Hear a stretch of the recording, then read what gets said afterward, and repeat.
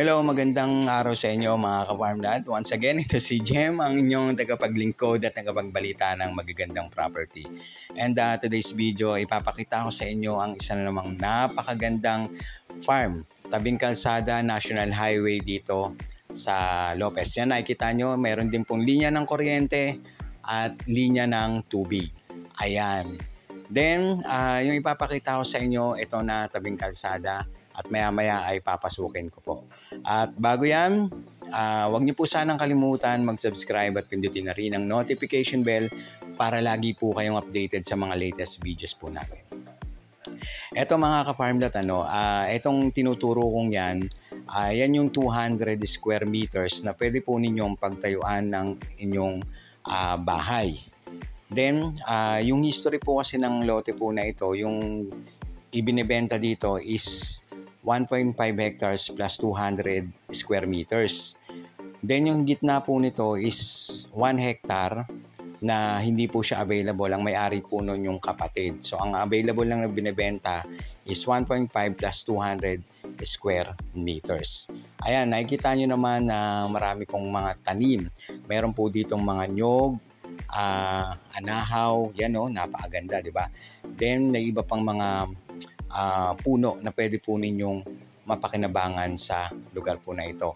Then yung ano naman po nito mga ka-farmland, yung lapad po ng daanan or yung right of way ay nasa 3 meters ang lapad. So pasok din po ang inyong mga sasakyan dito. Tapusin nyo lamang po ang video ito mga ka-farmland para makita ninyo yung ganda ng farm na ito. Then tabing kalsada at accessible po ito sa lahat. Ngayon mga ka-farmland, pag-usapan naman po natin yung biyahe from Manila hanggang dito sa lugar po na ito ay nasa 4 hours or 5 hours hanggang 5 hours po from Manila. So malayo, although malayo pero magugulat po kayo sa presyo ng lupa po na ito. Then ito, napakaganda po, meron pong sarili itong balon. May balon po. Mamaya makikita nyo po ito sa dulo ng video. Ngayon mga ka-farmland, ano pa ang pwede natin gawin dito sa farm na ito? Sigurado, yun nga, maraming nyog dito. Then, pangunahin kasi na business ng mga tao dito sa bayan ng Lopez, Quezon, ay koprahan. Yan. Then, kung may mga iba pa, yung mga ibang mga punong kahoy na pwede po ninyong gawing upholstery or depende po sa inyo, depende kung ano yung gusto po ninyo. Then, ayan po yung katunayan na nakokoprahan po nila yung lugar po na ito mga ka-farmland. At sige, huwag na po natin patagalin. Pag-usapan naman natin yung total area nito. Ulitin ko, 15,200 square meters or 1.5 hectares plus 200 square meters na pwede po ninyong pagtayuan ng inyong bahay. Then, ang title po ito mga ka-farmland, TCT title.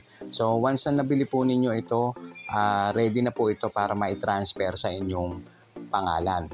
Then yung presyo naman nito mga ka-farmland ay 700k pesos.